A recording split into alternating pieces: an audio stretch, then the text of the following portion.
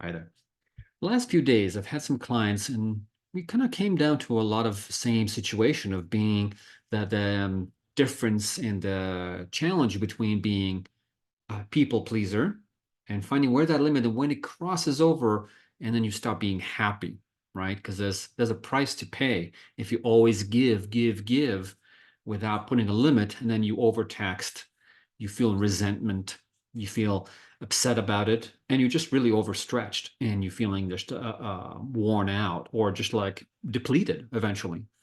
There's a limit, and you need to learn what is your inner limit between you start being. We all want to be kind and generous and helpful to those we love and care for, but we got to do it from a place of plenty when we have the energy and time. And when we start feeling that we're a little depleted, a little on the lower level of like, okay, I'm feeling a little overwhelmed or just worn out or just too much things, too many activities you said yes to, too many obligations you said yes to, there's a limit. And it's important to learn how to say no. And it is difficult because people who are people pleasers and want to please everyone forget themselves. They don't please themselves, and they take the time to invest in others more than they invest in them, or more than they would invest in themselves. I'm not talking about even reciprocity in relationship, because that's really important.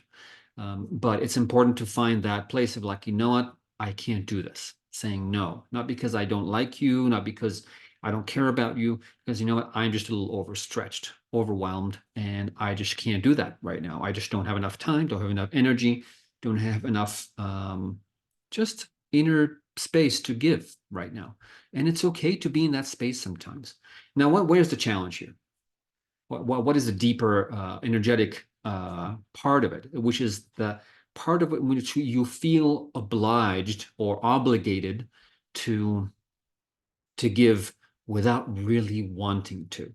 So it feels forced, like your power is taken away from you by other people, so situations, even pets, So it's feeling like overtaxed, feeling like, okay, I'm doing it, but I don't really want to do it. So you build that inner resentment, you build that judgment, that frustration, and eventually it'll bubble up, and it's not going to be pretty. Either you collapse from over obligations and doing too much to others and being depleted, or you're going to just not being nice anymore. And then there's a happy medium between those two. A happy medium is to recognize it ahead of time, like, you know what, that is too much for me. I cannot commit to anything else at the moment. And knowing when that time is, and it being okay with disappointing others, especially those that you care about. And like, you know what, I can't do this right now. And not because, again, not because I don't love you, not because I don't care, but because I really can't. I really don't have the energy. I need to take care of myself. So it's prioritizing your wellness and making sure you have enough charge, energy, time to be generous and kind when you can, and knowing when it is time to put a cap on it and not go that way. And it is difficult for those people pleasers to do that because you feel the need, and we were taught, we were programmed as kids to always be generous, always sharing is caring, all those kind of things that really bring a forced sharing, right? And we were kids, we didn't like it, but we got used to like, oh, that's very nice of you. You did very well. Thank you for doing that. And you reinforce that behavior even on your own expense.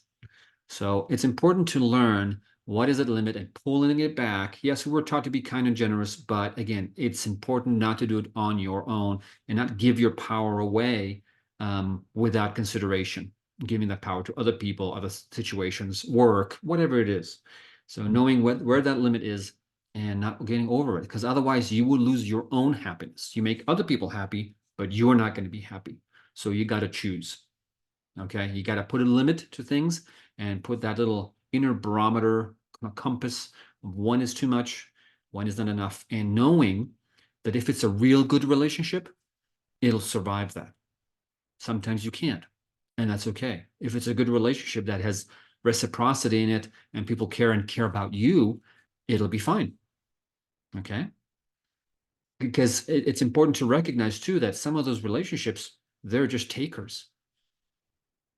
They just take us because you're always giving, and they get used to it, and they're comfortable with just being takers. So don't put yourself in that situation, and learn how to do this. And it's okay to pull back. So, like, you know what? I can't do that much anymore. It's okay to do that. Again, if it's a good relationship, it'll last. If it's not a real relationship anyway, authentic relationship, it's not going to be there. It's always a taker and a giver, and it's not balanced, and it's not healthy for you, for your own wellness and happiness.